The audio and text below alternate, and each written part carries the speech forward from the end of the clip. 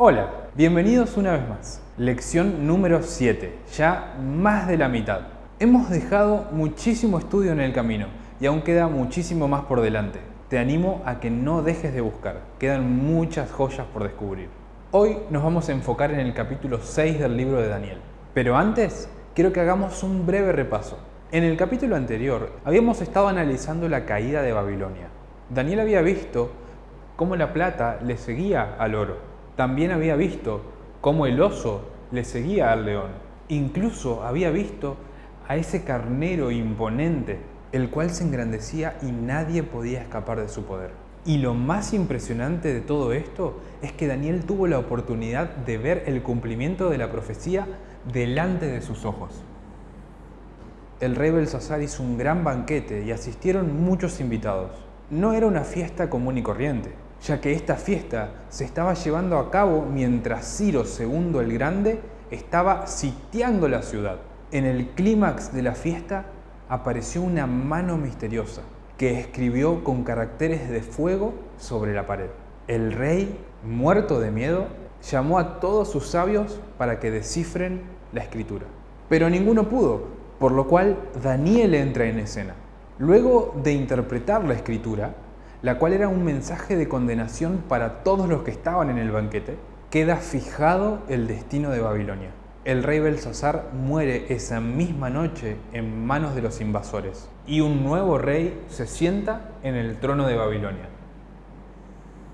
Estamos en el año 539 o 538 aproximadamente, exactamente en el instante siguiente a lo registrado en el capítulo 5. Los medopersas tomaron Babilonia. Mataron a muchos, sobre todo gente de la alta alcurnia. Esto lo podemos deducir, porque según Ellen White, para la gran mayoría de los invitados al banquete, su destino estaba sellado. Pero algo llamativo es que cuando los medopersas conquistan la ciudad, a Daniel no lo matan. Y no solo que lo dejan vivo, sino que además es colocado como uno de los 3 presidentes que estaban por encima de los 120 sátrapas. Esto es muy interesante. Te podrás preguntar, ¿y qué con eso? ¿De qué me sirve saber quiénes y cuántos eran los sátrapas y los presidentes? Pero esto nos va a ayudar mucho a construir nuestro contexto histórico. Para los que como yo no sabían, sátrapa significa protector del país. Eran los gobernadores de las provincias. Así es que el reino medo-persa se dividía en satrapías. Y por supuesto había un sátrapa por provincia. De esta manera, conociendo la cantidad de sátrapas, podemos conocer la cantidad de provincias. Un aspecto importante es que los sátrapas eran elegidos directamente por el rey. Y acá es donde se pone interesante la cuestión. Pareció bien a Darío constituir sobre el reino 120 sátrapas que gobernasen en todo el reino. Fíjense que la persona que elige los sátrapas es Darío el Medo. Este Darío era tío de Ciro. Y este dato es importante, porque quien está sentado en el trono de Babilonia es Darío, y no Ciro el persa. Y este Daniel prosperó durante el reinado de Darío y durante el reinado de Ciro el persa. Vemos que Daniel prosperó durante el reinado de Darío y luego durante el reinado de Ciro el persa. Es que en un primer momento Ciro cedió el trono a su tío, el cual reinó por 2 años, desde el año 539 o 538 hasta el año 537 o 536. Este último año es el año cuando Ciro II el persa, en su primer año de reinado, hace pregonar por palabra y por escrito la liberación del pueblo de Dios. En otras palabras, el fin de los 70 años de cautividad. Esto se volverá más relevante cuando abordemos los capítulos siguientes, pero no deja de ser importante para el capítulo 6. Porque la historia de Daniel en el foso de los leones llegó a oídos de todo el reino. Entonces el rey Darío escribió a todos los pueblos, naciones y lenguas que habitan en toda la tierra: paz os sea multiplicada. De parte mía es puesta esta ordenanza, que en todo el dominio de mi reino todos teman y tiemblen ante la presencia del Dios de Daniel, porque él es Dios viviente y permanece por todos los siglos, y su reino no será jamás destruido, y su dominio perdurará hasta el fin. Él salva y libra, y hace señales y maravillas en el cielo y en la tierra. Él ha librado a Daniel del poder de los leones. Vean cómo Darío escribe a todo el reino sobre el acontecimiento de Daniel en el foso de los leones. Hace mucho énfasis en el poder de Dios. Es por esto que este acontecimiento tuvo un especial impacto luego sobre Ciro. Dios usó la manera en que Daniel fue librado del foso de los leones para crear una impresión favorable en el espíritu de Ciro el Grande. Las magníficas cualidades del varón de Dios como estadista previsor indujeron al gobernante persa a manifestarle gran respeto y a honrar su juicio. Y ahora, precisamente en el tiempo en que Dios había dicho que haría reedificar su templo de Jerusalén, movió a Ciro como agente suyo para que discerniera las profecías concernientes a él mismo, bien conocidas por Daniel, y le indujo a conceder su libertad al pueblo judío. A partir de los eventos registrados en el capítulo 6, Ciro prestó especial atención a Daniel. Este le mostró lo que estaba escrito en el libro de Isaías, hacía más de 100 años atrás. Realmente Daniel fue alguien que marcó para siempre la vida de Ciro. Otra cosa que me gustaría destacar, y pienso que en algún momento puede llegar a ser importante que entendamos, es que para el momento en que Darío comenzó a reinar, Daniel ya había tenido las visiones de Daniel 7 y 8. Estas visiones, y particularmente la del capítulo 8, habían dejado en extremo preocupado a Daniel. Y yo, Daniel, quedé quebrantado y estuve enfermo algunos días. Y cuando convalecí, atendí los negocios del rey, pero estaba espantado a causa de la visión y no la entendía. Si recuerdan, en nuestro segundo video habíamos dicho que Daniel había sido llevado cautivo en el año 607 o 606 a.C. Y cuando Daniel tuvo la visión del capítulo 8, probablemente ya estaba muy cerca la caída de Babilonia. Obviamente esta caída fue a manos de los medo-persas. Y seguramente para este tiempo el nombre de Ciro ya se hacía oír por todos lados. Por lo tanto, Daniel sabía que se acercaba la liberación. Creemos que quizás faltaban unos 2 o 3 años. El problema es que en el capítulo 8 hay un elemento de tiempo que deja en shock a Daniel. Es que algo que angustiaba realmente al profeta era que el santuario de Dios estaba asolado, estaba siendo pisoteado. Esto podemos comprobarlo cuando en el capítulo 9, en su oración, él declara: Ahora pues, Dios nuestro, oye la oración de tu siervo y sus ruegos, y haz que tu rostro resplandezca sobre tu santuario asolado por amor del Señor. Entonces, en el capítulo 8, alguien pregunta: ¿hasta cuándo durará la visión del continuo sacrificio y la prevaricación asoladora, entregando el santuario y el ejército para ser pisoteados? Y para Daniel, la respuesta que se da es terrible. Se le dice que el santuario sería pisoteado por 2300 tardes y mañanas. Es muy probable que lo que Daniel haya entendido es que el cautiverio de su pueblo, que en un principio duraría 70 años, se extendería 2300 años más. Esto dejó sin fuerzas al anciano profeta. Lo dejó quebrantado. Para facilitar la exposición, vamos a colocar en la pizarra los capítulos en orden cronológico. Desde el capítulo 1 al 4 tenemos la historia de Nabucodonosor. Luego tenemos los capítulos 7 y 8. Ambos son visiones que Daniel recibe durante el primer año de Belsasar y el tercer año de Belsasar, respectivamente. Le sigue el capítulo 5, donde se narra la caída de Babilonia. No sabemos con precisión en qué año del reinado de Belsasar sucedió, pero sugerimos que pudo haber sido durante su tercer año de reinado. Luego tenemos los capítulos 6 y 9. Ambos transcurren durante el primer año del reinado de Darío. Deducimos que lo registrado en el capítulo 6 transcurre antes que la oración del capítulo 9, dado que lo primero que hace un rey al conquistar el territorio es organizarlo. Y finalmente tenemos los capítulos 10, 11 y 12, que todos forman parte de una misma visión. Con esto en mente, vamos a repasar juntos los aspectos más importantes del capítulo que nos compete esta semana. Los medopersas toman Babilonia y Darío el Medo se sienta en el trono. Lo primero que hace es organizar el gobierno y constituye algunos dirigentes, 120 sátrapas o gobernadores y 3 presidentes. Uno de estos 3 presidentes era Daniel, pero debido a que había un espíritu superior en Daniel, Darío quería ponerlo sobre todo el reino. Esto despertó los celos de sus compañeros gobernantes. Y supongo que tal vez pueden haber pensado, ¿cómo este judío cautivo que nosotros acabamos de conquistar va a estar por encima de nosotros ahora? Daniel era intachable, no tenía vicios y además era una persona muy fiel. Esto hacía enfurecer aún más a sus enemigos, porque no podían encontrar nada de qué acusarlo. Ellen White nos dice que los presidentes y los sátrapas se consultaron para idear un plan que por supuesto tenía como objetivo quitar del camino a Daniel. El plan consistía en hacerle firmar un decreto al rey, que disponga que por el transcurso de 30 días toda persona debía elevar sus pedidos al rey. O sea, debían dirigir sus oraciones a Darío. Todos los gobernantes del reino, magistrados, sátrapas, príncipes y capitanes, han acordado por consejo que promulgues un edicto real y lo confirmes. Me llama la atención que dice todos. Estamos hablando de más de 120 personas complotándose contra Daniel.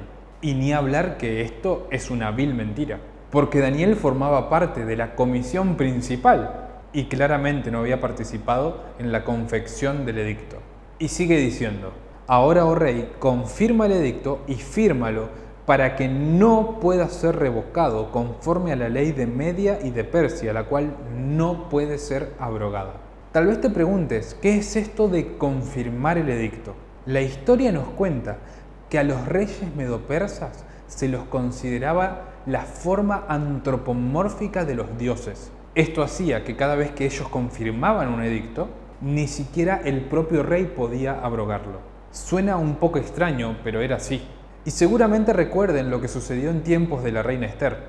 El rey Asuero también había firmado un edicto. Y para evitar finalmente el genocidio del pueblo judío, no pudo hacer más que otorgarle a ellos la posibilidad de defenderse. Ahora bien, ¿por qué este edicto estaba dirigido especialmente al asunto de la oración? Además de su carácter intachable, Daniel era una persona que constantemente oraba y suplicaba a Dios. El verso 10 dice que se arrodillaba y oraba como lo solía hacer antes, pero él no oraba como cualquiera de nosotros ora. Él abría sus ventanas, se arrodillaba y elevaba sus oraciones mirando hacia Jerusalén, donde se hallaba el santuario pisoteado. Y quiero detenerme un momento aquí, porque hay un asunto interesante. Como mencionamos, a estas alturas, Daniel ya había tenido las visiones del capítulo 7 y del capítulo 8. Y también dijimos que el profeta había quedado muy preocupado por la visión. Había quedado enfermo y triste. De hecho, la oración del capítulo 9 no es otra cosa que la continuación de la explicación de la visión del capítulo 8. Es como que si Gabriel tuvo que interrumpir la explicación de la visión porque Daniel ya no la estaba soportando.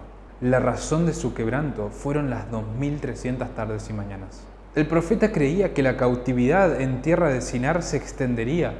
Por eso, cuando vamos al capítulo 9, vemos una hermosa oración, una oración intercesora precedida por ayuno y estudio ferviente de las profecías. En esta oración, Daniel intercede por Jerusalén. Creemos que el capítulo 6 acontece antes que el capítulo 9. Y sugiero que Daniel ya venía orando y estudiando las profecías con mucho fervor. En sus oraciones, él intercedía por su pueblo y clamaba por la pronta liberación. Y es en este contexto que Satanás induce a sus enemigos a sacar este decreto. Satanás no quería que Daniel estudie las profecías, ni tampoco, por supuesto, que el pueblo de Dios sea liberado. Presten atención a esta cita. Los enemigos de Daniel salieron de la presencia de Darío regocijándose por la trampa que estaba ahora bien preparada para el siervo de Jehová. En la conspiración así tramada, Satanás había desempeñado un papel importante. El profeta ocupaba un puesto de mucha autoridad en el reino y los malos ángeles temían que su influencia debilitase el dominio que ejercían sobre sus gobernantes.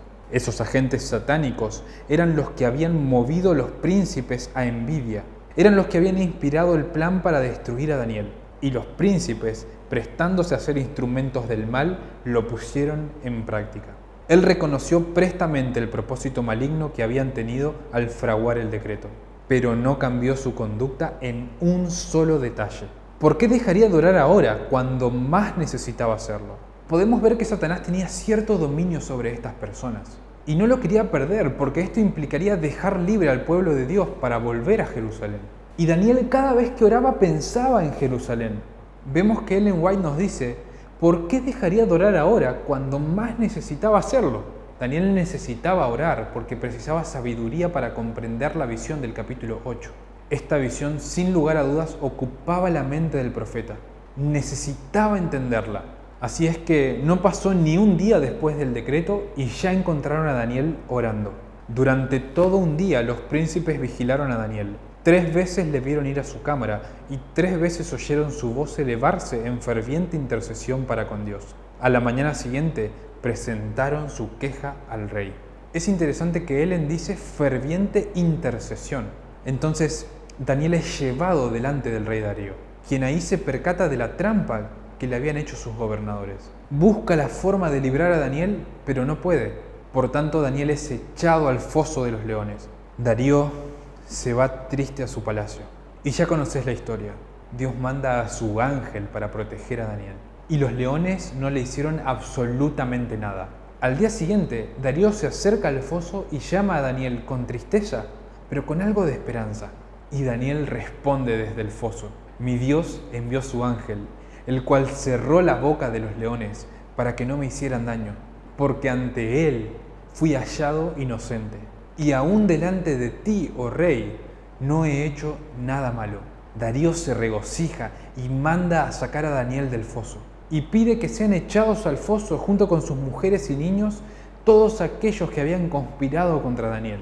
Y luego escribe a todo el reino, testificando del poder de Dios, quien había librado a Daniel de los leones. Muchas lecciones se pueden extraer de este capítulo: fe, valor, lealtad, el poder de la oración. Pero permitime proponerte una aplicación para nuestros días. Si recuerdan, en videos anteriores hemos hablado del paralelismo entre algunos capítulos de Daniel y los 3 mensajes angélicos. Vimos que el capítulo 1 de Daniel puede ser alineado con el primer mensaje angélico de Apocalipsis 14, 6 y 7. Y que al igual que este, contiene los 3 mensajes en el primero: temor, dar gloria y juicio. También vimos que el capítulo 2 puede ser alineado con el segundo mensaje angélico. En ambos se anuncia la caída de Babilonia como punto sobresaliente. En el capítulo 3 de Daniel se encuentra la prueba de la imagen de oro. Y es fácil percibir la similitud que existe entre este capítulo y la prueba de la ley dominical. Así que de esta manera pudimos ver que los 3 primeros capítulos de Daniel se alinean con eventos importantes del tiempo del fin. Si hacemos una lectura superficial del libro El conflicto de los siglos, veremos que hay ciertos hitos que Ellen White remarca repetidas veces: el tiempo del fin, la lluvia tardía, la ley dominical, el fuerte pregón, el cierre de puerta de gracia y la segunda venida. Ya hemos dicho que la ley dominical se alinea con el capítulo 3 de Daniel. El tiempo del fin podríamos alinearlo con Daniel capítulo 1 o con el primer mensaje angélico. La formación de la imagen de la bestia previa a la ley dominical podríamos alinearlo con el segundo mensaje angélico o con Daniel capítulo 2. Pero, ¿y qué con los capítulos 4, 5 y 6? En el capítulo 4, Nabucodonosor recibe un mensaje y vive una experiencia que le hace abandonar por completo su orgullo y su arrogancia. Es interesante que el texto bíblico menciona que a ese mensaje Nabucodonosor lo recibe de alguien que clama fuertemente. Y además, al final del capítulo vemos que hay un mensaje que llega a todo el mundo. Es solo una sugerencia, pero con estos elementos podríamos pensar que el capítulo 4 de Daniel se alinea con la historia del fuerte pregón. Lo mencionamos al principio de este video, pero en el capítulo 5, Ellen White nos dice que detrás de esa escritura el destino de esas personas estaba sellado. La historia del capítulo 5 podemos alinearla con el cierre de puerta de gracia. El capítulo 6 nos muestra a un Daniel intachable, irreprensible, reflejando completamente el carácter de Dios. Nos muestra a un Daniel sufriendo persecución bajo un decreto de muerte. Es por eso que el decreto de muerte que Ellen White ubica posterior al cierre de puerta de gracia, nosotros podemos alinearlo también con el capítulo 6. Daniel pasa una noche completa bajo el acecho de los leones, donde solamente podía depender de Dios. Quiero sugerirte que este decreto de muerte y esa noche larga y angustiante se comparan con el tiempo de angustia de Jacob. Ese tiempo en el que los 144.000 tendrán que estar sin mancha, irreprensibles delante de Dios y sin intercesor. En ese tiempo de angustia, tanto los salvos como los impíos, ninguno sabrá que todo caso ya ha sido fallado, para vida o para muerte. Los impíos saldrán a matar al remanente de los hijos de Dios, pero ellos serán librados y no recibirán ningún daño, así como Daniel no sufrió ningún daño. Es interesante ver cómo las estructuras de Dios están presentes en diferentes partes de la Escritura. Y si estudiamos Daniel teniendo en cuenta estas estructuras, vamos a obtener información muy valiosa. Por ejemplo, al estudiar en profundidad el capítulo 3, vas a encontrar una guía para saber qué esperar en relación a la ley dominical. También al observar el capítulo 2, donde se anuncia la caída de Babilonia, vas a poder indagar en qué consiste la caída de Babilonia. Y vas a poder descubrir que la caída de Babilonia en nuestros días tiene los mismos elementos y está basada en los mismos principios que aparecen en Daniel 2. Como anticipábamos en nuestro primer video, Daniel tiene luz para nuestros días. Y no me refiero a esas partes complicadas que tal vez nunca han recibido una interpretación. Cada capítulo de Daniel tiene luz nueva para nuestros días. Ojalá este libro pueda ser para vos una guía segura y firme en estos últimos días. No te olvides que el Cordero de Dios murió por vos y por mí, y venció para abrir este libro y desatar sus sellos. Que tengas una excelente semana.